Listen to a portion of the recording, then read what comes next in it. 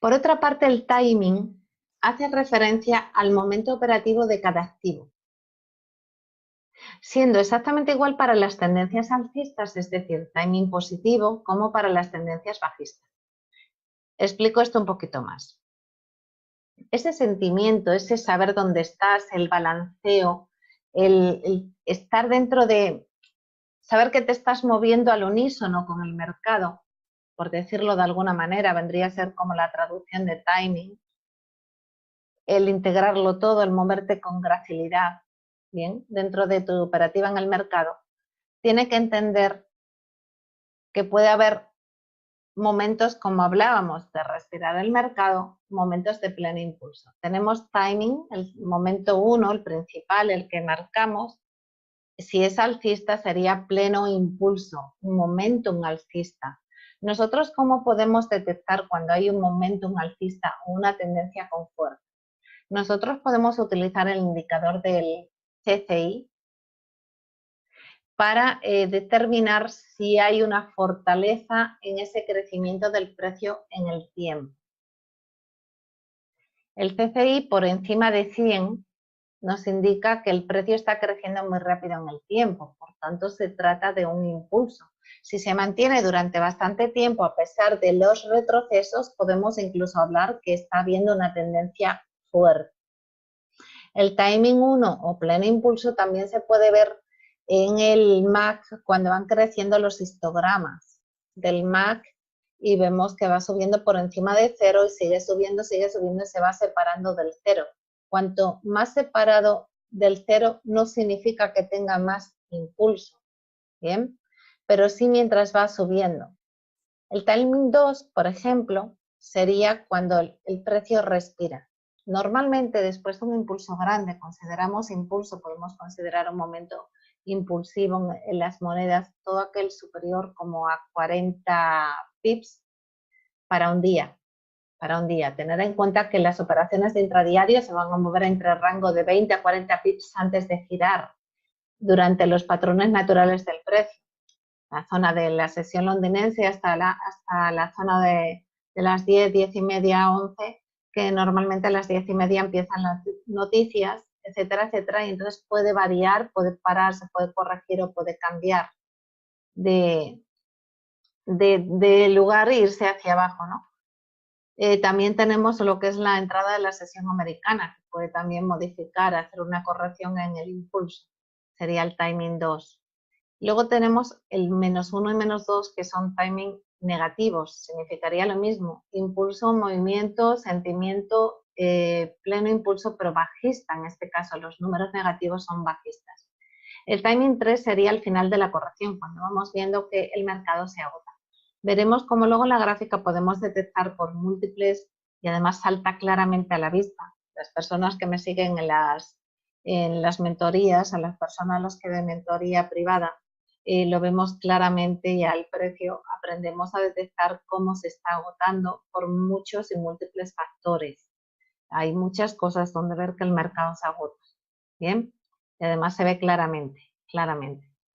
Luego, el timing 4 correspondería a un nuevo impulso después de una corrección. Si el impulso sigue siendo alcista, se correspondería con el siguiente expansión, por decirlo así, en el lenguaje del precio. Si de repente la corrección, el inicio de la corrección o el final de la corrección no tiene fuerza suficiente, el mercado podría provocar un timing negativo. Pero siempre sería un comienzo de un nuevo impulso, no sería un impulso pleno, sería un impulso que empieza siempre con temor, paulatinamente, lentamente, y que podemos identificar también. ¿Hasta aquí alguna duda, alguna pregunta? Continuamos entonces. El tema de hoy que yo proponía para la sesión es un poquito largo, quizá tenga que hacerlo en 2 sesiones, pero sí que es importante, ¿eh? Y además creo que son cosas que no vais a ver probablemente en ningún otro sitio. Sincronía hace referencia a algo que tenemos que tener muy en cuenta. La sincronía de los pares en referencia al periodo al cual estamos operando. Lo ideal es que nosotros, para tener unas buenas entradas, tengamos en cuenta que es sincrónico ese movimiento, ese timing, ese sentimiento alcista o movimiento alcista o impulso, que sea acorde tanto o que haga referencia tanto en el periodo menor o primario en el que estamos operando y, lógicamente, su periodo de referencia al que le da el contexto, su periodo superior.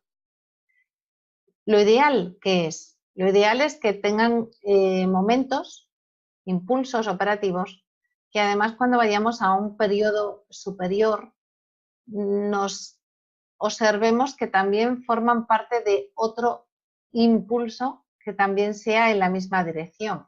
Por ejemplo, pongamos un ejemplo.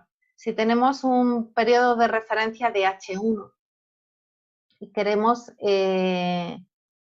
o en un H1 tendríamos que mirar el periodo de referencia superior donde se integra para saber en qué parte del ciclo el precio está.